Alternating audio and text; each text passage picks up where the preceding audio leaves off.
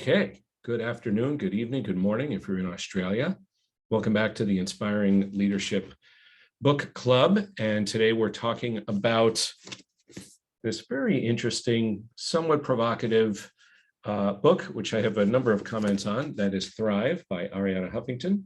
I'm looking at the 2015 version, which has a new preface, etc. It was originally written back, I believe, in a few years before that. But great, interesting little book. And this is a book. This is a book about health. It's a book about wellness. It's a book about wholeness and perspective. It's a very useful book for starting a conversation, in my view, which is one of the reasons I picked it for this book club. And I think it's useful to have around us, whether it's for us as coaches with our clients, or for any of our clients in the business world or working world, or in any profession, inside or outside the business world, because it's largely about finding balance. And in fact, the subtitle is, well, the full title is Thrive, the Third Metric to Redefining Success and Creating a Life of Well-Being, Wisdom, and Wonder, written by Arianna Huffington of the Huffington Post. And what I'd like to do in this episode of the book club is not go through slides or checklists as we did 2 book clubs ago, but rather just to speak to some of the ideas in this book. And I have a useful summary here on my screen that I'll be looking at. And I also have something of a reader's guide that was prepared by Ms. Huffington and posted. And I think there's some interesting thoughts in the reader's guide that I'd like to share as well. So that will be the source of our content. We have a small but mighty group with us tonight, but for anybody who's watching this, if you find this compelling and want to talk more about it, or hear my thoughts about it, absolutely feel free to reach out, and my contact info is up on the app. So feel free to do that. This is not a, like I said, this book is about opening a conversation. So if we'd like to open the conversation, fire away. I'm not giving you my home address, just my email. I look forward to speaking with you. So just a couple of words that I might take from the preface from this book, just to set the tone. So the way she puts it, more and more people of all ages and from all walks of life are coming to realize that there's more to life than climbing a ladder, that we are more than our resumes, and that we don't have to buy into the collective delusion that burnout is the necessary price we must pay for success. She talks about how the motivation for her to write this book, the real push came from waking up bleeding on the floor of her office after having blacked out from exhaustion, hitting her face on the side of the desk, breaking a cheekbone, getting some stitches, and realizing that this can't go on anymore like this. I need to do something a little bit different. And she said that the book itself was conceived as she was gathering insights to write a commencement address to the class of 2013 at Smith College. Among the things she told them in that speech were, I urge you not just to take your place at the top of the world, but to change the world. And she said the response to the speech after that in 2013 made me realize how widespread is the longing among so many people to redefine success and what it means to live the quote unquote good life. One of the things that I've heard her say, I've heard her speak about this content twice at the Wharton School here in Philadelphia, where I live. And she talks about, and I'm not going to try to imitate her Greek accent, but she said, all I'm saying is that when our iPhone says it's time to charge, we charge it, but we don't do that for ourselves. And in fact, in the introduction, she talks about that. We take better care of our smartphones than ourselves. For many of us, the first thing we do when we get home is make sure the phone gets recharged. We're all exquisitely aware of the recharging routine of our phones. Unfortunately, we don't have an indicator like this that alerts us when our bodies are out of energy. And this book is largely about recharging, refocusing, reprioritizing so that we can show up in a healthy and strong way. Okay, so she talks about how money and power are really historically, the two metrics of success, maybe not historically, depending on how far back you want to go, but in Western culture, money and power are what success means. She describes these as a two-legged stool, and they're great, but without the third leg, we can't stay in balance. So the third metric for success, as mentioned in the subtitle of this book, is it actually has 4 pillars on the third stool, which I think is interesting. And they are well-being, wisdom, wonder, and giving. And there's thereafter a chapter on each of those 4. We'll talk about each one of those. A couple of quick notes on this from the earlier part of the book. One thing she points out is that the price of the current false promise of success is much higher for women than it is for men. And there's a number of points on this in the book that talk about differences in different impacts on men and women, typically hitting women worse in terms of the impact of stress, poor health, and the like. So she cites something that women in highly stressful jobs have a nearly 40% increased risk of heart disease and a 60% greater risk of diabetes. So there's a number of pieces in there. Oh, and may I say that in the back of the book, there's a very thick appendix of resources that I could talk about this as we go along, but the resources are links, or excuse me, descriptions of applications that can be used to minimize our distractions and minimize the intrusions from our mobile phones and other electronic devices. They are links to websites related to giving and organizations related to giving, which is one of the 4 pillars of the third metric, is giving. And just a number of other useful links in the back there before the notes section, which itself is huge because there's a lot of research that went into this book and that supports her points. So just know that there's a real rich appendix in there and list of resources in the back as well. So, okay.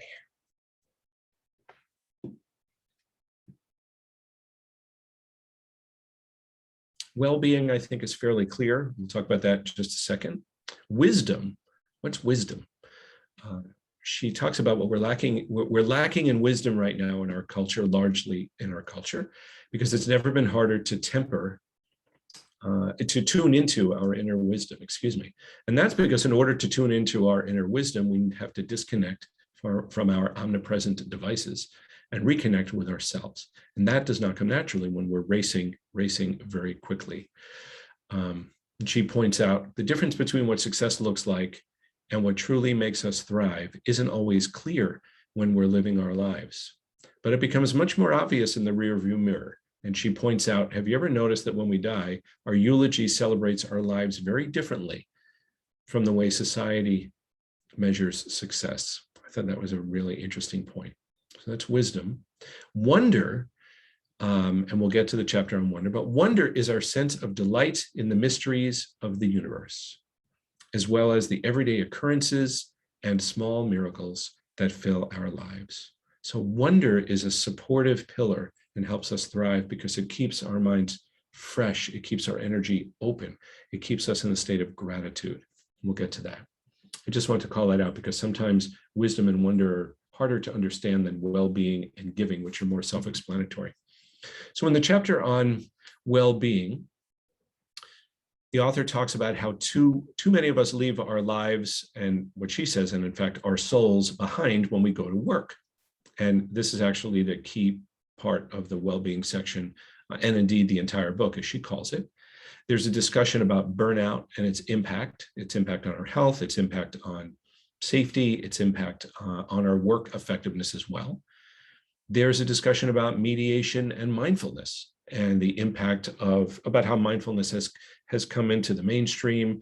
The book is full of different citations and paragraphs or two citing this and citing that. So I'm not going to read through all of these, but rather just provide a summary of the book, and you can go look at it for some of these sections. I'm talking now about the chapter on well-being, talking about how performance is improved when our life becomes more balanced and there's more well-being, the importance of sleep. She's a bit of a zealot with respect to sleep and the importance of sleep, and how we tend to, or many of us tend to wear our lack of sleep as a badge of honor. In fact, interestingly, my son is a college student, and he talks about he has friends who talk about how little sleep they get because they're up all night working. It was up all night studying, and they boast about that. And it's not about necessarily how well they're doing. It's about being tough and cool and all of that nonsense, if you will, rather than prioritizing our health. She refers to a friend of hers who devised a plan to treat her bedtime like an appointment. So she puts it in the calendar with a notice of the meeting coming up, and she schedules this meeting with herself, namely the time to go to bed, and therefore prioritizes it that way.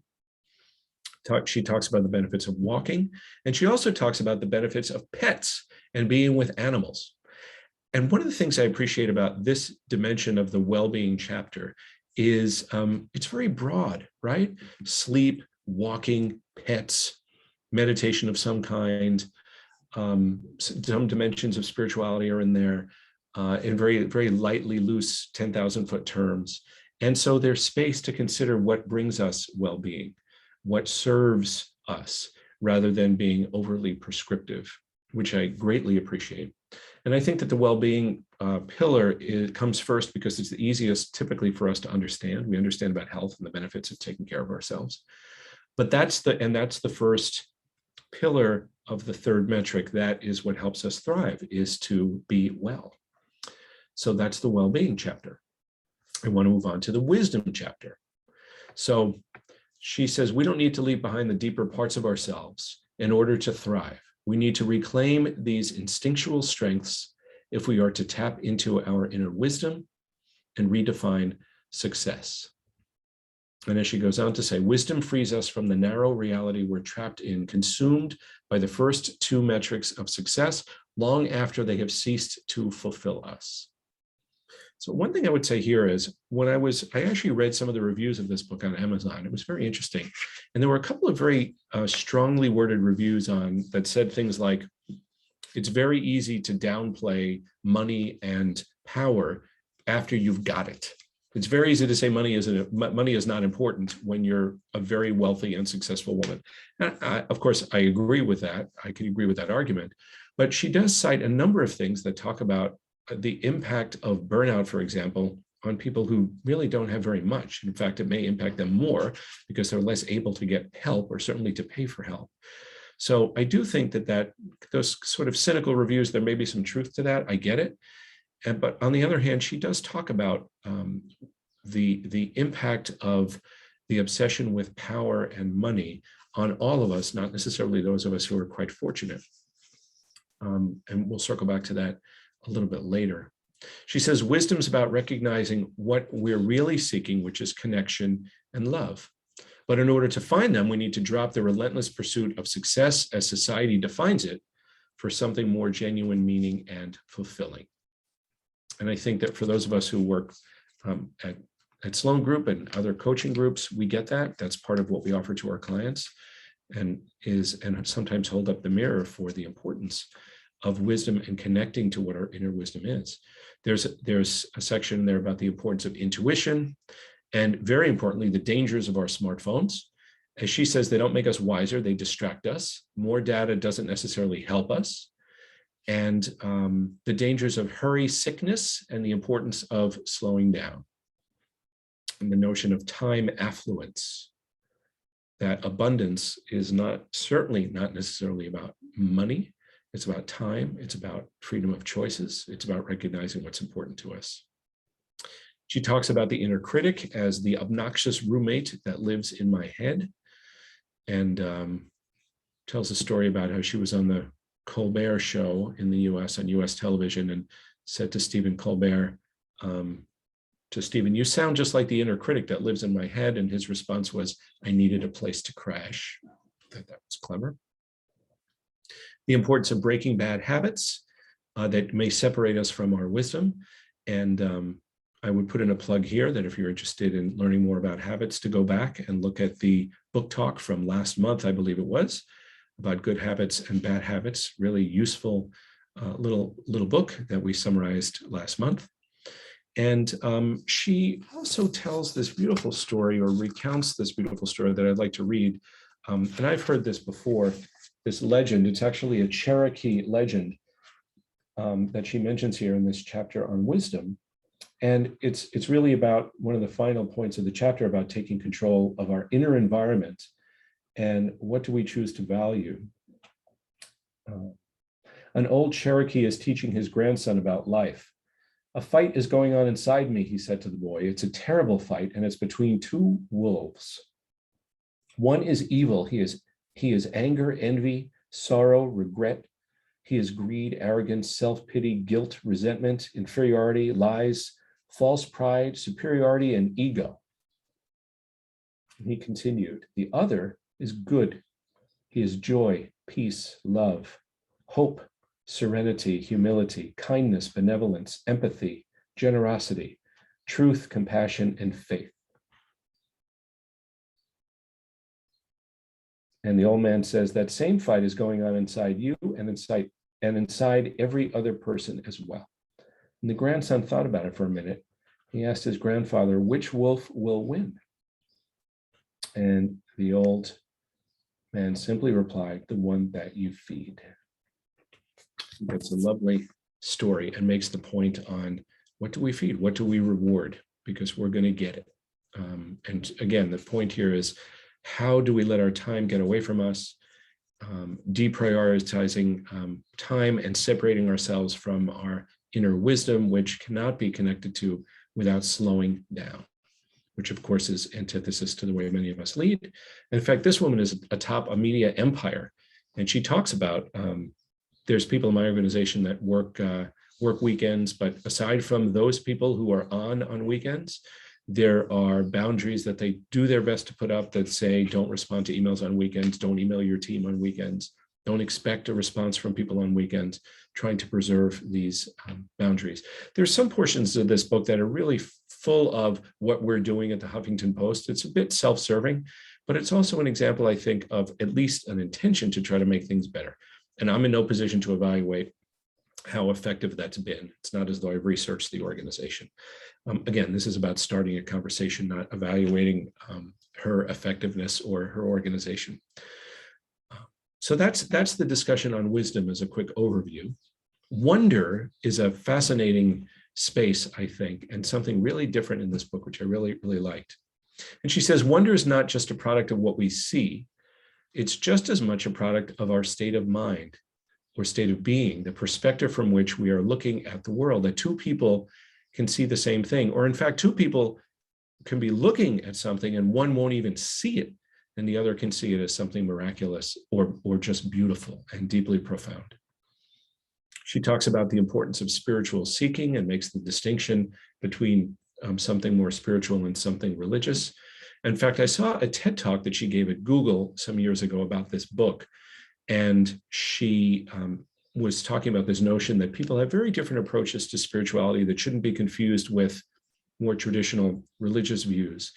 And she mentioned recently having lunch with the CEO of LinkedIn, Reid Hoffman, and Reid talking about he is a mystical atheist, was his description as she recounted it. So I think that that's an interesting way to do this reframe and recognize the distinction between spirituality and religion. There's a beautiful quotation from Thomas Merton. What we can gain by sailing to the moon, what can we gain by sailing to the moon if we're not able to cross the abyss that separates us from ourselves? This is the most important of all voyages of discovery, and without it, all the rest are not only useless, but disastrous. I thought that's a beautiful quote. And she talks about the importance of wonder and the importance of art. There's an interesting section in here, a couple of pages, about museums and how critical museums are as a place of wonder, to go and see things a different way or change our point of view. And there's a plea in there to continue to go to museums. And yes, technology and smartphones can be useful in promoting art and getting people to museums, but it's not the same to look at a painting or a beautiful work of art on our phones as it is to simply sit in front of the painting or whatever we need to do to evoke that sense of wonder. She says, museums and galleries remain among the few oases that can deliver what has become increasingly rare in our world, the opportunity to disconnect from our hyper-connected lives and experience the feeling of wonder. The chapter on wonder also talks about music and how music can connect us to our sense of wonder, about storytelling and how stories can often take us away to a different place. Again, that cultivates wonder and therefore balance for ourselves, and the importance of silence. There's a section in there about the power of coincidences, or as she says, coincidences serve as sporadic reminders to maintain our sense of wonder, to stop every now and again and allow ourselves to be fully present in the moment and open to life's mystery. There's a sort of forced reboot, is the way she put it. There's a section in this chapter about death and the opportunity to be more aware of death in our lives, including referring to the death over dinner movement and death cafes, where people get together to discuss death and dying, not in a morbid way, but in a, what do I want to do before I die? Or what do I want that to look like for myself in some way or another? So it's not described as some morbid thing, but as a way of reconnecting to what's important. When she talks about how our Western culture tends to really run away from death as a conversation, we don't want to deal with that, when in fact it's the great equalizer, as she talks about it. So in terms of being more in the moment, the place from which we can experience wonder, she offers three basic principles, or excuse me, three different activity ideas at the end of the chapter. The first is focus on the rising and falling of your breath for 10 seconds whenever you feel tense, rushed, or distracted. Pick an image that ignites the joy in you. It can be an image of your child, a pet, the ocean, something that inspires a sense of wonder. And anytime you feel contracted, go to it to help you expand. I know for myself, one of the things that I do is I look at this photo for myself on my phone. That's one of the more tranquil places I've ever been. And the third one is very, very impactfully, forgive yourself for any judgments you are holding against yourself, and forgive your judgment of others. Then look at your life and the day ahead with newness and wonder. So I appreciate the way she talks about how judgments get in the way of our seeing clearly and perhaps our seeing what is wondrous in our lives. So that's the chapter on wonder. And then the last chapter is about giving, which I think we all tend to understand what that means. If well-being, wisdom, and wonder are our response to a personal wake-up call, service naturally follows as the response to the wake-up call for humanity. She talks about the importance of volunteering and how she did her best to make that a part of her children's lives as they were growing up. She says, I dream of a day when families look at their weekend plans and say, what are we going to do this weekend? Are we going to shop, see a movie, volunteer? I like the way she put that. She talks about the importance of compassion that helps us give more and be ready to give more, and the science demonstrating that compassion and altruism can be developed and that they are good for us. They are good for our health on a number of fronts. She includes a beautiful quotation from Pablo Neruda about compassion. Yeah, this is one of my favorite lines in the book. To feel the intimacy of brothers is a marvelous thing in life. To feel the love of people whom we love is a fire that feeds our life. But to feel affection that comes from those whom we do not know, from those unknown to us, who are watching over our sleep and solitude, over our dangers and our weaknesses, that is something still greater and more beautiful, because it widens out the boundaries of our being and unites all living things. There's a section called It Shouldn't Take a Natural Disaster for us to tap into our natural humanity that includes some references to some different natural disasters, weather events, et cetera, and how people came together to support one another. Sandy Hook, the shootings in the US, hurricanes, et cetera, 9/11 here in the US, and how that brings our natural humanity out. We just tend to give more when there's these big disasters, but what about the rest of the time? She says, when we flex our giving muscles every day, the process begins to transform our lives. And giving sends a message to the universe that we have all we need and we become abundant by giving to others. She says giving is a miracle drug with no side effects for health and well-being. And there's sections in there about the science, about the benefits of giving. She refers to Adam Grant's excellent book, Give and Take, that those who give their time and effort to others end up having more success than those who don't. And at the end of the chapter, there are a few suggestions for what she says, awakening our giving nature. Number one, make small gestures of kindness and giving a habit, and pay attention to how this affects your mind, your emotions, and your body. I appreciate this suggestion because not only is it something simple that we can do in a number of different ways, but she talks about this pay attention to the result. So the benefits of reflecting on what we're doing so that we can make attribution to what we're doing as the difference maker. And we can see really how things are different. And reflection, actually taking time to reflect, is a way of pulling ourselves away from a bit of the rat race. Number two, during your day, make a personal connection with people you might normally tend to pass by and take for granted. See how this helps you feel more alive and reconnect to the moment. So the notion here is that if we would typically pass someone by and we stop for a moment and connect with them, we're more connected to the moment. And it's a giving moment. Maybe it's a wonder moment as well. And number three, use a skill or talent you have to help someone who could benefit from it. So she's talking about if you're an accountant, if you're a lawyer, if you're a painter, whatever it is, serve people using the skills that you have. It doesn't need to be some necessarily charitable thing, and it doesn't need to be money. It's use the skills that you have. She says it'll jumpstart your transition from being a go-getter to a go-giver and reconnect you to the world in the natural abundance of your own life. And those are the chapters about the four pillars of the third metric of larger well-being and wellness. She says we have, if we're lucky, about 30,000 days to play the game of life. How we play it will be determined by what we value. And we now know through the latest scientific findings that if we worship money, we'll never feel truly abundant. If we worship power, recognition, and fame, we'll never feel like we have enough. And if we live our lives madly rushing around, trying to find and save time, we'll always find ourselves living in a time famine, frazzled and stressed. And that's part of the epilogue that I think is a beautiful summary. And that kind of language, that to me conjures up the Smarter, Faster, Better book by Carlin Sloan that we featured maybe about 6 months ago on the book club. The paradoxes, right? If we worship money, it will never have enough. If we spend our lives madly rushing around trying to chase time, we'll always be time starved and the like. It's also a great book, a little plug there.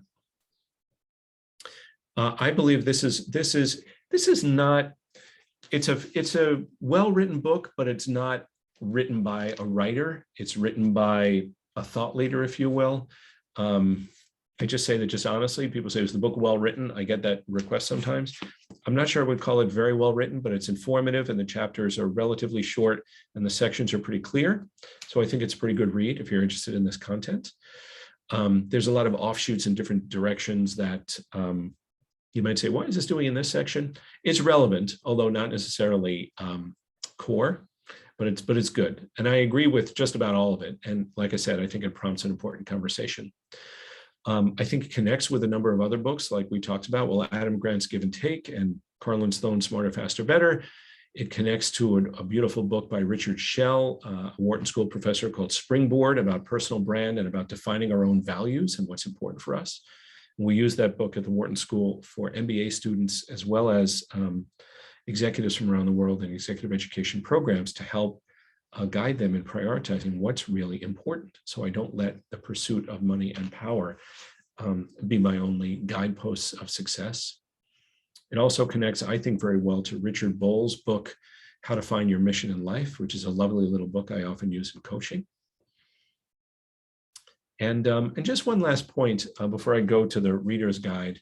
One thing I appreciate about how she wrote this book is the regular references to her mother and how her mother was living this metric of wellness even before it was defined, as she describes it. As she said, this book is dedicated to our mother, Ellie, who was its inspiration and who lived a third metric life long before it had a name. And her mom appears prominently in many sections of this book. So I thought that was kind and an appropriate honoring of her mom. So a couple of points about this reader's guide that she published to go along with the book. And they're thought-provoking and prompts for us. So I'd like to read some of these. So as you listen to this, you can consider how you might use these. So the heading is questions and topics for discussion. So Arianna Huffington's third metric of measuring success beyond the conventional two metrics of money and power consists of four vital pillars: well-being, wisdom, wonder, and giving. Before you read the book, how did you measure success? And how did the book change your view of what it means to live a good life? Number two, describing the wake-up call she had in 2007, which is that episode where she fell down and cracked her face. She writes that while she was on the cover of magazines and had been named one of the world's most 100 influential people, she was working 18 hours a day, 7 days a week, definitely not thriving. Success, quote unquote, contributed to her stress and collapse. So the questions here are, what are your greatest sources of stress? How many hours a day do you work? How many hours do you think about work, even if you're off duty or technically off? Are you incorporating into your daily life what nurtures and recharges you? Third question, about sleep. Citing numerous scientific studies about the harmful effect of sleep deprivation, Thrive offers readers a variety of ways to improve sleep habits, including turning off all your devices and gently escorting them out of your bedroom. Do you have trouble getting to bed? Do you feel you get the sleep you need? If so, or if not, excuse me, what are the biggest hurdles to getting more sleep?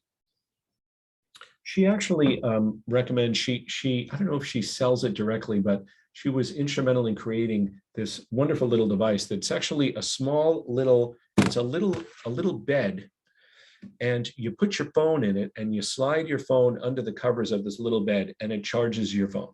It's this very cute little thing that I'm sure she sold way too many of these things. And one of her strongest recommendations is let your phone sleep in another room. And if you need the alarm, I'll buy you an alarm, is what she says. Just because our phones are so distracting for us. I was coaching a woman the other day who is the number 2 person in a big media company in Asia, a telecom company. And she talks about how she gets 4-hour business updates. And when she wakes up, whenever she wakes up in the night, she looks at her phone because she said she needs to see the 4-hour update. And that's, to me, an example of the dangers of having this phone nearby. One of the things I'm supporting her with is how could she just move this farther away so that that temptation isn't there. Next point is about meditation.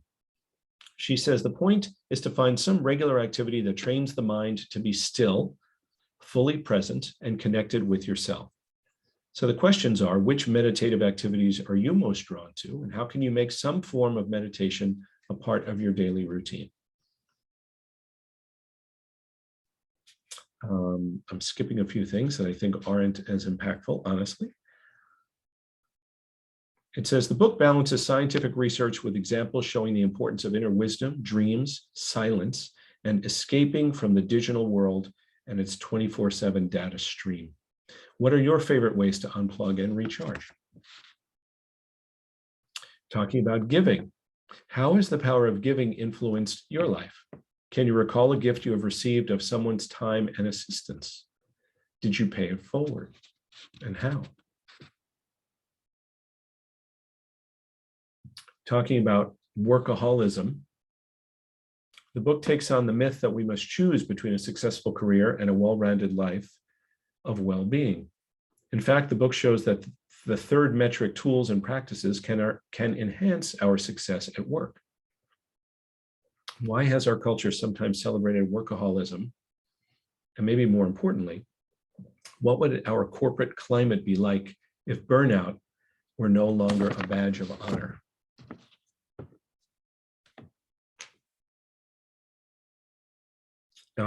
It encourages you to look at the appendices in the book, which feature dozens of additional resources, including apps and websites. So consider which one might you try. And how does the book inspire you to live your life differently in the future? And finally, paying homage to her heritage, Arianna often shares sage advice from Greek philosophers and storytellers. Are there traditions in your own family that sustain you? How can they help to bring you inner peace?